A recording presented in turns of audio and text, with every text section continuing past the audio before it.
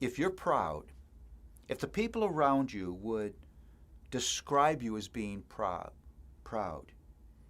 you just don't need to be committed to humility. You need to grow in fear of the Lord.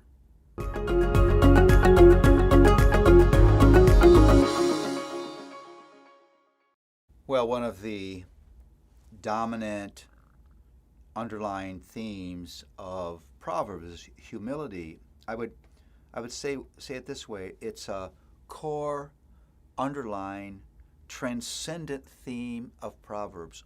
Although Proverbs doesn't discuss humility on every page, it's on every page. Because the life described in Proverbs, the portrait of the way we are meant to live in fear of the Lord, that way grows in the soil of humility. Humility is the soil in which this rich, beautiful life of wisdom grows. Fear of the Lord is the key to wisdom. And what is that fear about? It's about submission, a humble sense of need, willingness to consider and confess. It's about God's honor. It's about worship of Him, living in awe of Him. It's about a willing and joyful dependency. I have to say it again, that in that way Proverbs fits with the move of Scripture. Listen, the move of God's grace is not moving us from dependence to independence, but from independence to a greater willing and joyful dependence on God and the instruments that God puts in our life. Proverbs 3:34 is one of the principal scriptures on humility. Toward the scorners he is scornful, but to the humble he gives favor. That theme, that passage is repeated in James and in Peter as they think of the importance of humility. Proverbs 22:4 connects humility with the fear of the Lord. And by that we begin to understand that fear of the Lord crushes pride. If you're proud, if the people around you would describe you as being proud, you just don't need to be committed to humility. You need to grow in fear of the Lord. Because fear of the Lord and pride don't live in the same soil. They just don't. Why does God hate pride? Well, I've just told you.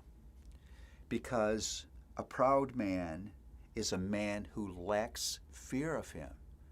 And because he lacks fear of Him, he doesn't worship Him as he should. And because he doesn't worship Him as he should, he doesn't submit to Him as he should. And because he doesn't submit to Him as he should, he doesn't obey Him as he should. And because he doesn't obey Him as he should, he wants his own way instead of God's way. And because of that, his life is moving away from the Lord, away from His honor, and away from that rich experience of life that He promises those who will humble themselves before Him. In that way, every proverb is an invitation to a humble life. Now, can we talk here? I don't know why I'm asking permission. I'm going to talk. That's not natural for us. It's not natural for you to be humble. I think of parenting again. My children have never come to me and said, "Dad, if you could just control me more. If you would just command me more. If you just take greater charge over my life, I would be so happy." But it's natural for your child to resist that. It's natural for your child to act like they know things they don't know. Child trying to learn to tie a shoe. You'll reach down to help him, he slaps your hand away.